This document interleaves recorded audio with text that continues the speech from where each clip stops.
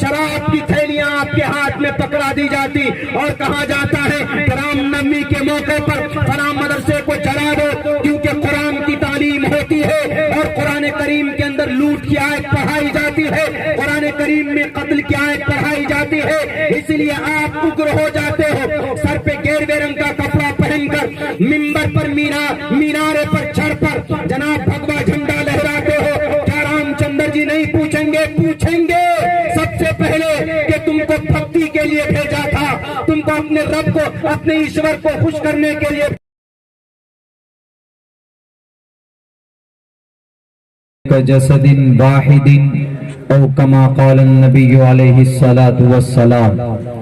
All praise and thanks are Allah's, the Lord of the Alameen, mankind, jinn and all that exist. You honor only the ruling judge, the day of recompense, it means the day of resurrection. You alone we worship, you alone we ask for help, each and everything. Guide us to the right path, to the straight way. O my Lord, expand me my breast, ease my task for me. Remove the impediment from my speech so they may understand what I say. Udara sarva evaite jnani tatmeva maimatam asthitah sahi yuktatma mameva muttamam gatim. रुद्रवो ग्रीवा अश्रैत पिशाच त्वं तूर्यतरुष्यतः ओम पूर्णमिदः पूर्णमिदं पूर्णात् पूर्णमुदच्यते पूर्णस्य पूर्णमादाय पूर्णमेवावशिष्यते। ओम शांति ओम शांति। ओम सहनाववतु सहनो भुनक्तु सहवीर्यं कर्मामहे तेजस्वनावधीतमस्तु मा विद्विषावहे। ब्रह्मानंतमनादि विश्वकुर्दजं सत्यं परम शाश्वतं विद्या यस्य सनातनी निगमहृदय। शांति शांति शांति। सदर महफिल स्टेज पर मुअज़्ज़ज़ उलमाए किराम और इस बैनर तले इस प्रोग्राम में शरीक होने वाले दीनी इस्लामी गयूर मुसलमानों, नौजवान साथियों, पर्दे में बैठी हुई हमारे समाज की इज्जतदार माँ और बहनों, सीरतुन नबी का और इस्लाह मुआशरा का ये जलसा सबसे पहले मुबारकबाद पेश करना चाहता हूँ अरकान जलसा का, कमेटी के एक एक फर्द का, इस गांव के एक एक मेहनत करने वाले हर फर्द का। we thank from the bottom of our heart, दिल की गहराई से इतना खूबसूरत जलसा मुनाकिद कराने के लिए मैं उनको मुबारकबाद पेश करता हूँ। वो अलग बात है कि माइक की वजह से इनकी मेहनत नजर नहीं आ रही है, लेकिन मेरे भाइयों जब जुबान में ताकत हो तो फिर माइक की जरूरत नहीं पड़ती। बहरकैफ कमेटी वाले तो कल हिसाब करेंगे बेचारे माइक वाले का, क्या आपने 2-3 महीने की मेहनत 2-3 घंटों में हमारी क्यों बर्बाद करने की कोशिश की। अल्लाह से दुआ करते हैं कि अल्लाह तबारक व तआला आफियत के साथ इस जलसे को इख्तिताम के साथ इख्तिताम तक पहुंचाए और जो भी बातें कही जाए कहने और सुनने से कहीं ज्यादा अमल की तौफीक अता फरमाए। मेरे भाइयों बहुत लंबा वक्त नहीं है, बड़ी मुअज़्ज़ज़ हस्तियां आपके इस प्रोग्राम में मदऊ हैं और वो सब के सब आ चुके हैं। बड़ी खूबसूरत तरतीब दी है जनाब मौलाना अब्दुल रऊफ साहब ने, बड़ी मेहनत के साथ इस प्रोग्राम को ऑर्गेनाइज किया गया है। अल्लाह इनकी मेहनत को, इनकी पूरी टीम की मेहनत को, कद्दो काविश को कबूल फरमाए। دو باتیں کرنا چاہوں گا آپ لوگوں کے سامنے. ایک کا تعلق تہوار سے ہے، فیسٹیول سے ہے، اور دوسری بات کا تعلق ہمارے کرتوت سے ہے. ہم اس بات کو جانتے ہیں، جتنے بھی ایمان والے ہیں، مسلمان ہیں، وہ اس بات کو بخوبی جانتے ہیں کہ اسلام دنیا کا وہ نظام، وہ سسٹم ہے کہ اس سے خوبصورت نظام اور سسٹم دنیا کی کسی بھی ملک، دنیا کی کسی بھی علاقے میں، کسی بھی کونے میں اس سے خوبصورت نظام آج تک نہیں پیدا کیا گیا، نہ بنایا گیا ہے. چونکہ دنیا میں جتنے بھی نظام ہیں آپ دیکھ لیں، ان کے گروؤں نے خود سے بنایا، لیکن اسلام کا جو بھی نظام ہے یہ کسی گرو نے یا کسی ولی نے یا کسی پیغمبر نے اس نظام کو نہیں بنایا، بلکہ اس کا ایک ایک عمل، اس کی ایک ایک حرکت ٹوٹل اللہ تبارک و تعالیٰ کے منشا کے مطابق ہے، جو ہمارے سامنے قرآن اور شریعت کی نظر میں ہے. دنیا نہ مانے وہ الگ بات ہے، کچھ دیر کے لیے ان کے ذہن میں اعتراض ہوتا ہے، لیکن جب وہ کنسیڈر کرتے ہیں، غور کرتے ہیں، تو ان کے سامنے بات کھل کر آتی ہے، تو مجبوراً وہ اعتراف کرتے ہیں اندر اندر. یقیناً اسلام کا نظام سب سے بہتر ہے. آپ کو یاد ہوگا کہ اس امت کا فرعون کس کو کہا جاتا؟ ابو جہل کو کہا جاتا. جنگ بدر کے موقع پر اخنس ابن شریق نے ابو جہل سے کہا کہ ابو جہل یہ بتاؤ کہ تم حق پر ہو کہ تمہارا بھتیجا یعنی محمد رسول اللہ حق پر ہے؟ تو انہوں نے کہا کہ کان قریب کرو بتاتا. انہوں نے کہا کہ چڑھتے ہوئے سورج کی طرح ہمیں یقین ہے کہ میں جھوٹا ہوں اور محمد ابن عبداللہ یعنی محمد الرسول اللہ سچے ہیں، اس لیے کہ انہوں نے کبھی بھی غلط بیانی نہیں کی. تو پھر اخنس ابن شریق نے کہا کہ تم پھر کیوں ان سے لڑتے ہو؟ انہوں نے کہا کہ فخر کی وجہ سے، غرور کی وجہ سے، تکبر کی وجہ سے اگر میں آج جھک گیا تو میری ناک کٹ جائے، میں شان کے ساتھ کیسے جی پاؤں گا؟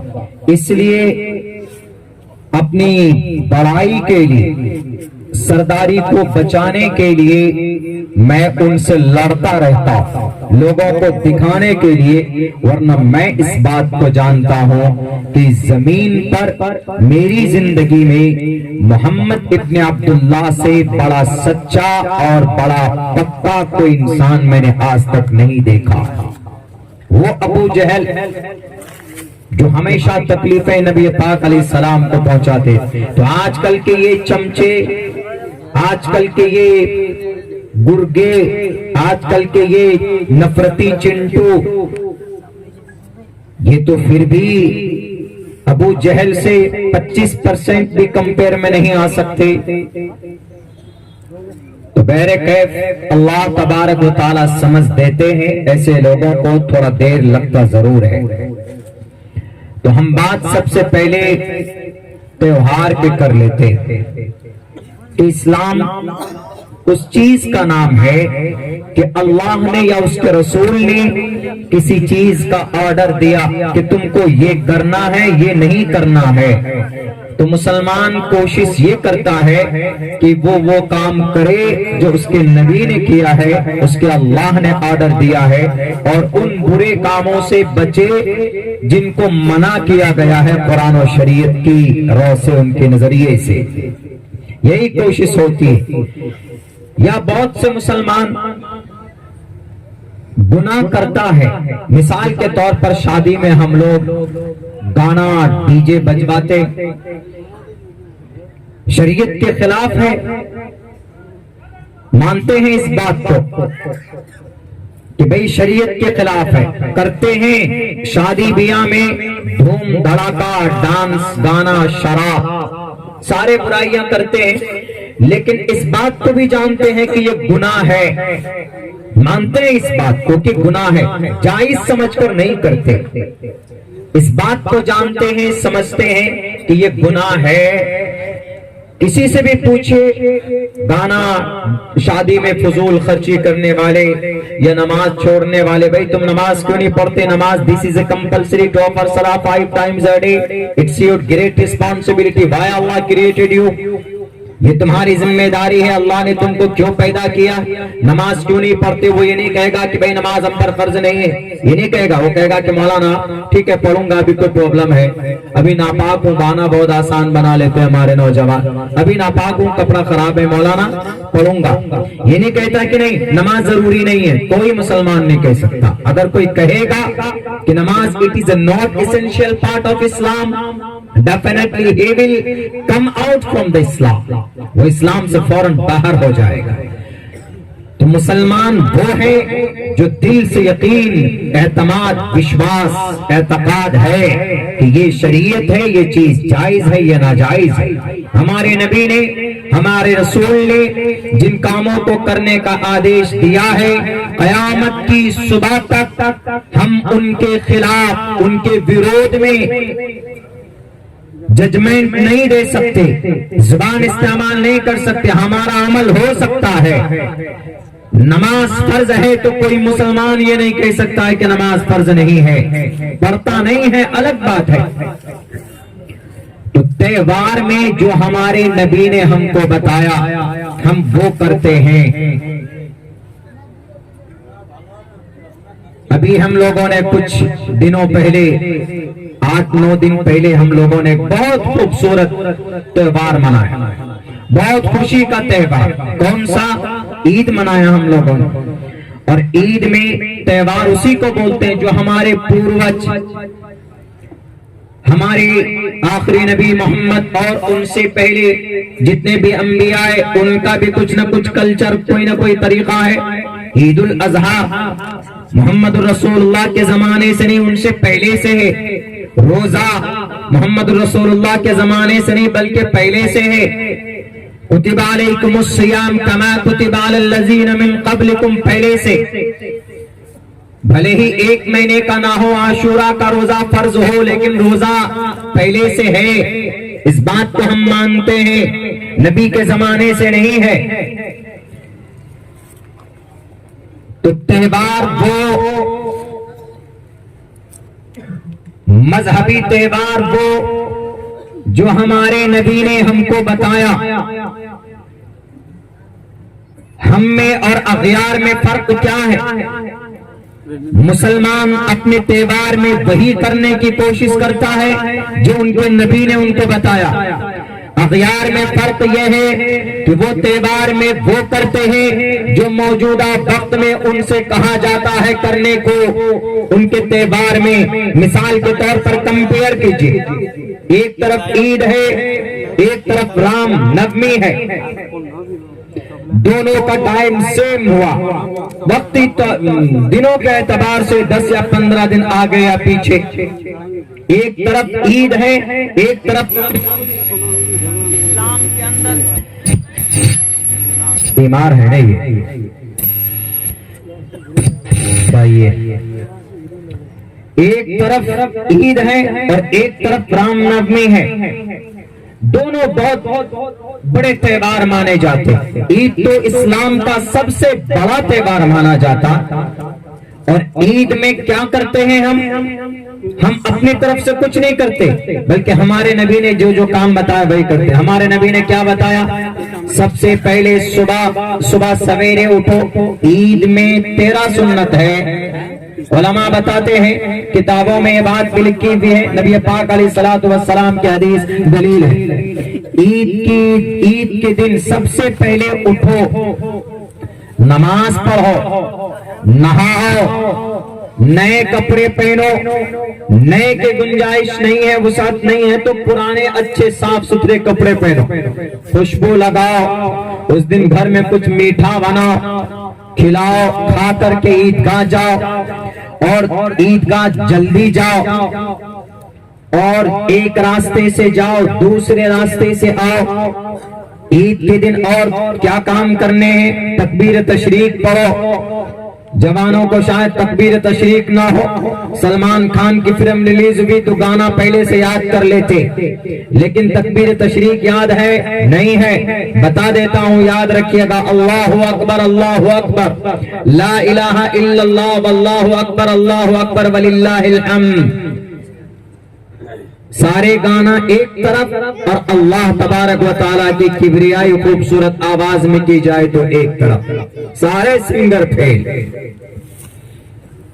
گانا سنو گے چہرہ مسخ کر دیا جائے گا، گانا سنو گے شکلیں بندر جیسے بنا دی جائیں گے۔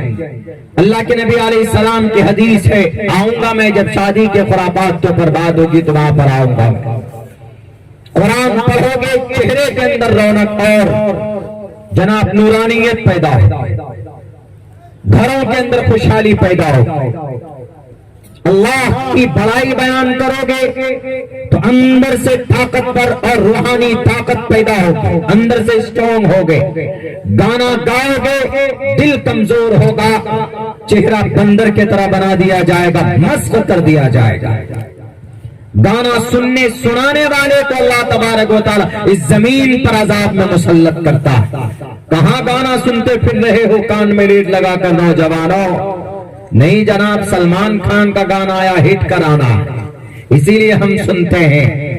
غلط بات ہے، کوئی خان ہو کہ کوئی پٹھان ہو، ہمارا ان سے کوئی لینا دینا نہیں۔ ہمارا رشتہ اگر کسی سے ہے تو قرآن اور شریعت سے۔ بات لمبی ہوتی چلی جا رہی تو ہم لوگ تکبیر تشریق پڑھتے ہوئے جائیں، ایک راستے سے جائیں دوسرے راستے سے آئیں۔ اور اس دن ایک بات یہ بھی کہی گئی، دیکھیے کہ اس دن عید کی نماز سے پہلے صدقۃ الفطر ادا کرو، جو بھی ہو صدقۃ الفطر، پونے 2 سیر گیہوں، جو، کشمش، چھوارا یا پنیر، وقت کے اعتبار سے جو قیمت ہے یا پیسہ دے دو، کن کو دیجئے؟ صدقۃ الفطر۔ اپنے گھر کے ہر فرد کے طرف سے صدقۃ الفطر ادا کرنا صاحب نصاب پر ضروری ہے عید کی نماز سے پہلے۔ اگر عید کی نماز کے دن صبح نماز پڑھتے سمے کوئی مالدار ہو گیا تو اس پر بھی فرض ہے۔ صدقۃ الفطر اور زکوٰۃ دونوں کے نصاب ایک ہی ہے، شرط یہ ہے کہ زکوٰۃ ادا کرنے کے لیے 1 سال کا گزرنا پیسوں پر ضروری ہے اور صدقۃ الفطر میں ضروری نہیں ہے۔ البتہ صدقۃ الفطر ادا کرنے کی پابندی اس لیے کی جاتی ہے تاکہ پڑوس میں کوئی غریب ہو، کوئی یتیم ہو، کوئی مسکین ہو، کوئی لاچار ہو اور کوئی غربت کی زندگی گزار رہا ہو تو اس کو کچھ پیسوں کا تعاون مل جائے گا، وہ بھی عید کی خوشی میں شامل ہو پائے گا۔ دنیا والوں بڑی باتیں کرتے ہو، بتاؤ نہ ہے تمہارے پاس کوئی ایسا نظام جو لاچار اور پڑوس کے اندر کوئی غریب ہے، بے سہارا ہے، یتیم ہے، مسکین ہے، خود تو خوشیاں مناتے ہو، خود تو عیش کرتے ہو، لیکن دوسروں کی غربت پر ذرہ برابر تمہارے پاس کوئی نظام نہیں ہے۔ اگر ایسا نظام چاہتے ہو تو اسلام کے پلیٹ فارم پر آ کر دیکھو، اللہ کے نبی نے یہ بھی کہا کہ عید کی نماز سے پہلے ادا کرو صدقۃ الفطر۔ اس کی صرف ایک وجہ ہے، ایک علت ہے، مال کو پاک کرنے کے لیے زکوٰۃ ہی کافی تھی، لیکن اللہ کے نبی نے فرمایا کہ نہیں، زکوٰۃ تو ہے سال میں کبھی بھی دے دو، رمضان میں دو گے تو ثواب اور نیکیاں زیادہ ملیں گی، لیکن صدقۃ الفطر ادا کرو، اس لیے کہ پڑوس میں کوئی غریب ہے، کوئی لاچار ہے، کوئی ضرورت مند ہے تو تمہارے پیسوں سے وہ بھی اپنے گھر کے اندر تھوڑی سی خوشی پیدا کر پائے گا۔ یہ فکر محمد رسول اللہ کو تھی۔ آج تو مالدار لوگ اپنی عیش کی زندگی گزارنے میں مست ہوتے ہیں، کوئی کسی غریب کا پرسان حال نہیں ہوتا۔ ہمارے نبی وہ تھے جو غریبوں سے محبت کرتے تھے۔ ایک جگہ مدینہ المنورہ میں مناخا نام کی ایک جگہ، آپ علیہ السلام اس بازار میں جاتے ہیں، بڑے بڑے مالدار صحابہ ہیں، آپ کسی کی دکان پر نہیں گئے بلکہ ایک شخص ہے غریب ہے، ٹھیلے میں مال رکھ کر بیچتا ہے۔ اللہ کے نبی علیہ السلام اس کے پاس پہنچتے، پیچھے سے کمر پکڑ کر مذاق کرتے۔ آپ علیہ السلام سید الانبیاء کیا؟ اتنے بڑے نبی ہو کر ایک غریب صحابی کے ٹھیلے پر جا کر ان سے مذاق کرتے ہیں اور مذاق میں کہتے ہیں کہ ہے کوئی جو اس غلام کو 1 دینار و درہم میں خریدے؟ تو وہ کہتا ہے کہ اللہ کے نبی میں تو بڑا پھٹل ہوں، میں 1 درہم کی قیمت کا انسان نہیں ہوں۔ انہوں نے کہا کہ کیوں؟ کہا کہ میرے پاس تو یہ ٹھیلا ہے، میرے پاس کوئی دولت نہیں ہے، میری قیمت کون لگائے گا؟ اللہ کے نبی نے فرمایا کہ دنیا کی نظر میں اس ٹھیلے کی کوئی قیمت نہ ہو، دنیا کی نظر میں تمہاری شکل کی کوئی قیمت نہ ہو، دنیا کی نظر میں تمہارے وجود کی کوئی قیمت نہ ہو، لیکن اے میرے پیارے صحابہ، اللہ کی نظر میں تمہارے عمل کا اللہ کی نظر میں اتنی بڑی اہمیت ہے کہ اللہ تبارک و تعالی لاکھوں کروڑوں روپے اگر کوئی دنیا کے اندر تمہاری کوئی قیمت لگائے تو تمہاری کوئی قیمت نہیں لگا سکتا۔ اللہ کے نبی علیہ السلام غریبوں کے ساتھ ملتے تھے، اٹھنا بیٹھنا کرتے تھے، غریبوں کی فکر کرتے تھے۔ اسی وجہ سے اللہ کے نبی نے کہا کہ لوگوں عید کے دن صدقۃ الفطر ادا کیا کرو، خوشی کا دن ہے، ملتے ہیں عید کی نماز کے بعد فوراً السلام علیکم، عید مبارک، ہاتھ ملاتے ہیں، برسوں کے بعد ملاقات ہوتی ہے، آپ کو بھی عید مبارک، آئیے ہمارے گھر ذرا جو کچھ بھی پکا ہے کھا لیجئے گا۔ اتر پردیش میں چلے جائیے، اتر پردیش میں جہاں راون راج ہے آج کل، جنگل راج ہے آج کل، وہاں چلے جائیے تو وہاں پر لیکن یہ چیز ہے ہمارے مسلم طبقے میں کہ ہر کسی کے گھر جاتے اس دن بنا پوچھے، کیوں؟ خوشی کا دن سمجھتے ہیں بھائی، ایک دوسرے کے گھر پہ جاتے ہیں، کھاتے ہیں، ہیومینٹی بڑھتی ہے اور محبت بڑھتی ہے۔ عید کے دن کا تہوار، اس دن کوئی نفلی عبادت بھی آپ کی قابل قبول نہیں، کیوں؟ اللہ کے نبی نے فرمایا خوشی مناؤ، آج عید کا دن ہے، تکلیف مت دو کسی کو، آج خوشی کا دن ہے، اس کو تہوار بولتے ہیں۔ اگر ایسا کوئی مسلمان اس طریقے سے مناتا ہے، کوئی کیا ٹوٹل مسلمان الحمدللہ اسی شانتی کے ساتھ مناتے، تہوار اس کو بولتے ہیں۔ ہمارے نبی نے جس پیٹرن پہ، جس سمبل کے ساتھ، جس طریقے کے ساتھ بتا دیا، ہم اسی طریقے کے مطابق تہوار کو مناتے ہیں۔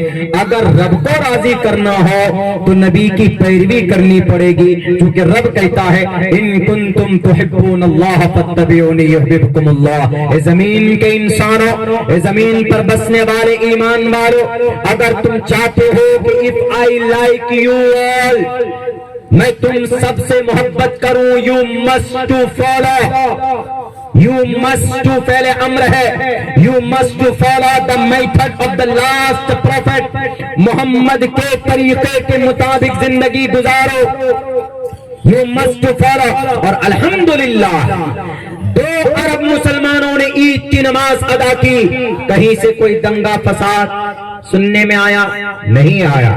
لیکن اس سے پہلے اسی رمضان میں ایک اور تہوار منایا گیا ہمارے سناتن دھرمی بھائیوں کے طرف سے، اور اس تہوار کے اندر اپنے ایشور کو خوش کرنے کے لیے مریادہ پرشوتم شری رام چندر جی کے نام پر دکانیں لوٹی گئی، مدرسے جلا دیے گئے، 114 سال پرانا مدرسہ جلا کر راکھ کر دیا گیا، 4000 کتابیں پستک جلا کر خاک کر دی گئی، شوروم توڑ کر جناب بڑی محنت اور مشقت کے ساتھ ایک دکان کھڑی کی جاتی ہے، اس دکان کو لوٹ لیا گیا۔ کیا اسی کا نام تہوار ہے؟